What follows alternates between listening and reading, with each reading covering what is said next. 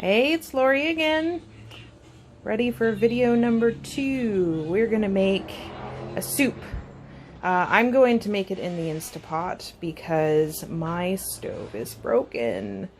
But I can tell you the steps to do it on your stove as well. And we'll go from there. Alright, I'll join you for the next step. First step is you're going to get your chicken. And you're going to slice it up into little tiny pieces. I slice it like this, and then I take these and I slice them into little pieces just like that. So you want them about this big. If you like your chicken pieces bigger, go ahead and make them bigger, but it cooks faster if you do it this way.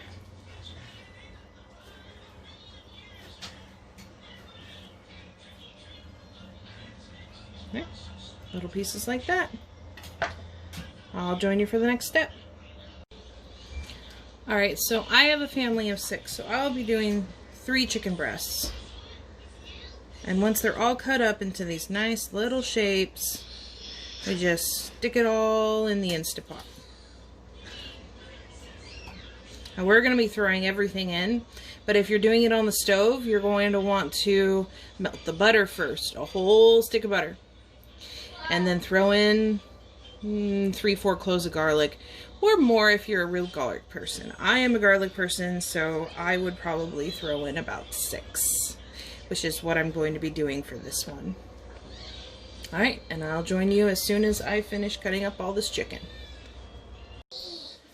So now that the chicken's done, we're going to do the vegetables. Now I have a cabbage here. I'm going to do half the cabbage because it takes up a lot of room, and there is a limit to how much the Instapot can have in it. So I'm going to take off the first layer because it's yucky. And then I am going to cut the cabbage in half.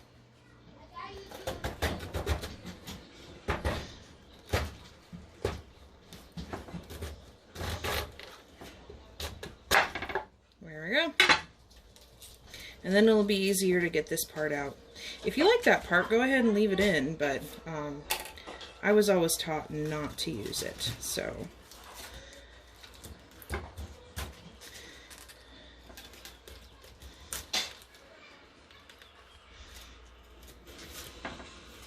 Be very careful with your knives. I'm doing this part. Almost got myself. This one itself is a ceramic knife, so it is very sharp. Always cut away from yourself.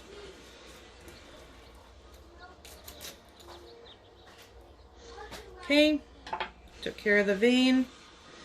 Next, you're going to want to put aside your other half.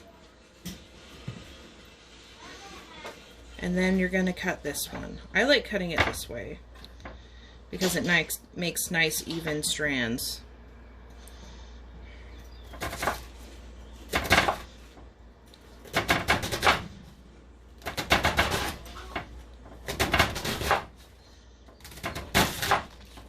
I like mine bigger, but you can make yours finer if you like.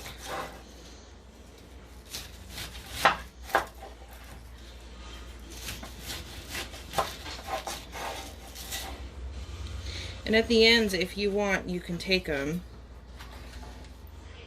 and turn them into strands too. Just like that.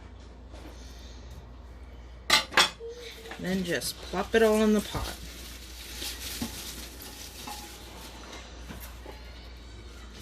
If you break it up a little, it'll be a lot easier to fit everything in there, of course.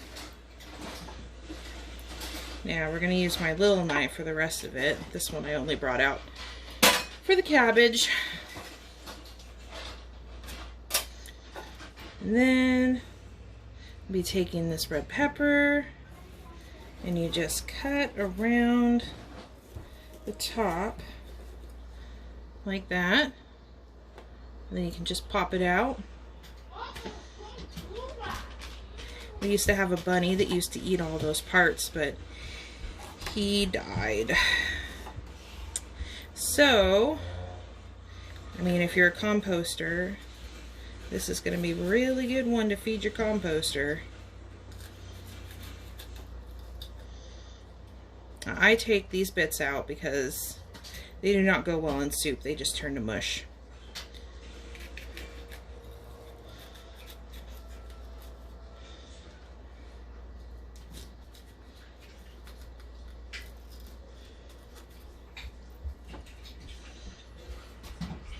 And then when I want to get the seeds out, I just kind of do that.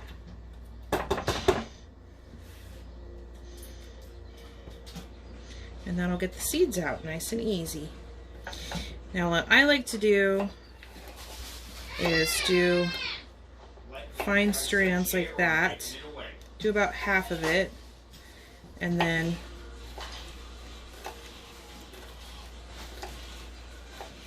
cut them into little bits like that.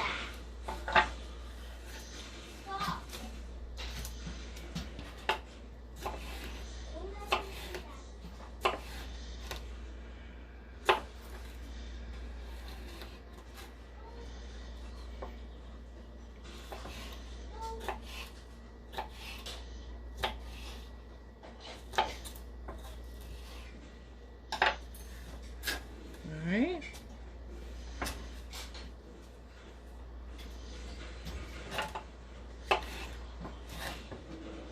There's for the last 2 bits.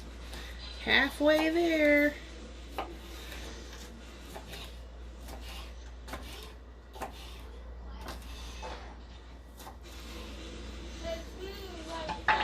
Now, if you're not comfortable with a knife, do not go that fast. I cut up a lot of vegetables, so I get impatient and I go really fast. Not Gordon Ramsay fast, but housewife fast.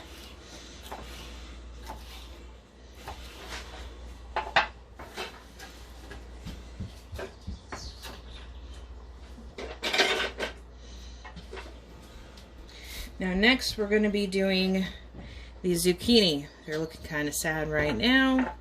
Probably can't tell too much on the video, but they're feeling kind of floppy in my hand. They've been in my fridge for probably about half a week. So now there's 2 ways to do this. You can cut them into 4s after you cut them into medallions. As you can see, when I cut down like that, I separate afterwards, because otherwise they stick together at the ends. Now that might be because I use cheap knives, but I've always been using cheap knives, so I've learned this technique, and I'm sure you guys are using cheap knives as well. So I'm going to leave them as full medallions, because by the time this Instant Pot is done with them, they're pretty much in pieces anyways. It saves me a lot of time. Now, if you are using it in a regular pot on the stove, I would suggest that you cut them into 4s. Like this. See? Little pizza slices.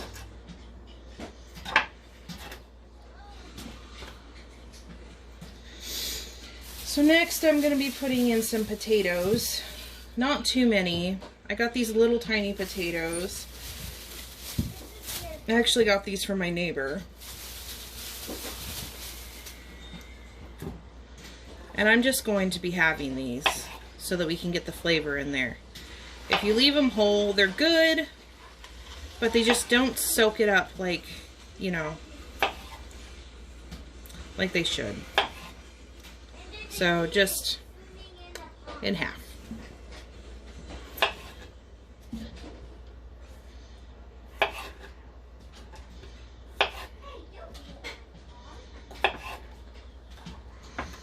So as you can see, it's getting really, really full.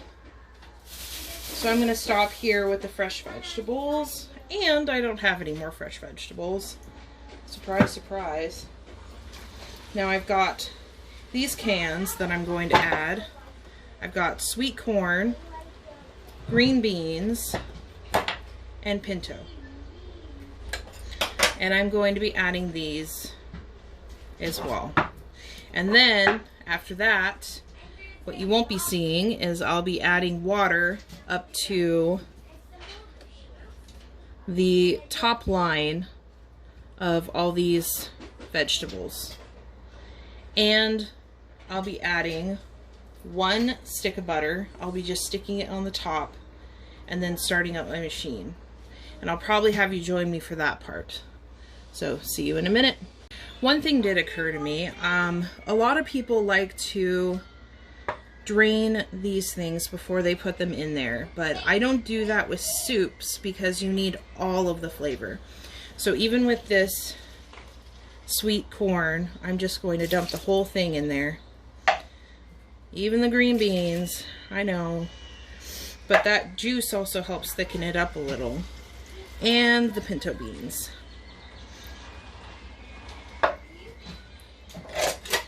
Alright, and now I'll be adding water and butter. And I'll have you join me once I've got the water in there. And we're back. As you can see, I filled it up with water and I've moved everything around so that I make sure that it's at an even ground. And we're just about at max capacity right there. So we'll be putting in the butter. Just stick it on top. It's going to melt in anyway. And then we'll be adding some salt. And by some, I mean a lot. Because I like my stuff salty. Not too salty, but you'll be surprised at how much salt you end up putting in there to make it taste good. And then I'll be adding this Kickin' Chicken seasoning, or what's it called? Yep, Kickin' Chicken seasoning. It's by Weber. I have no idea where I got it, honestly. Probably Winco. You add quite a bit of this because I didn't use broth. Now, if you want to use broth, you can, but I have allergies and they don't allow me to use any of that store-bought broth. So, I just have to really season my meals because I cannot use the chicken broth, and I haven't prepared any. Usually I would prepare some, and I will probably do a video on how to do that in a crock pot. But it'll have to be a day that I actually have chicken bones. Alright, so I use this chopped onion. I also like to use a little bit of this because it adds a little bit of texture to it. And then some black pepper. It's better if you get the stuff in the grinder so that you can freshly grind it. But we'll have to make do with what I have, which is regular black pepper in a wonderful little tin.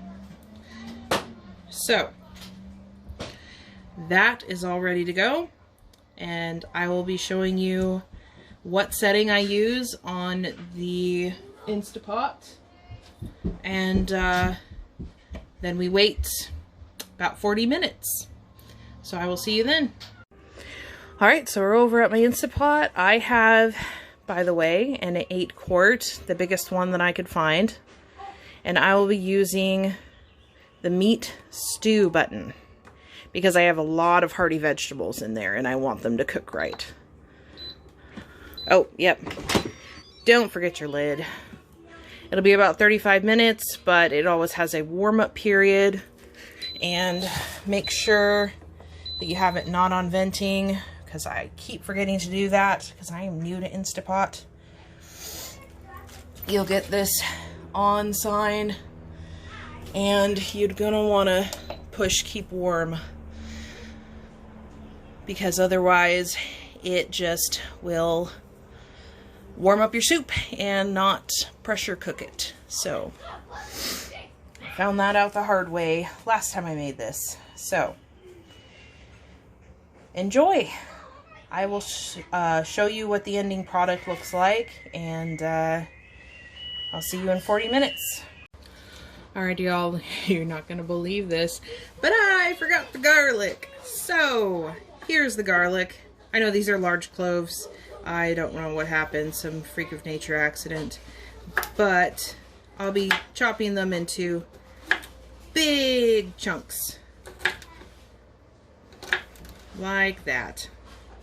See? Nice big clump.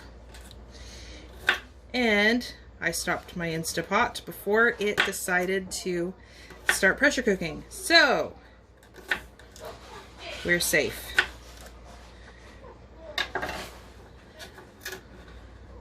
I'll just take the boogers and throw them in the Instapot.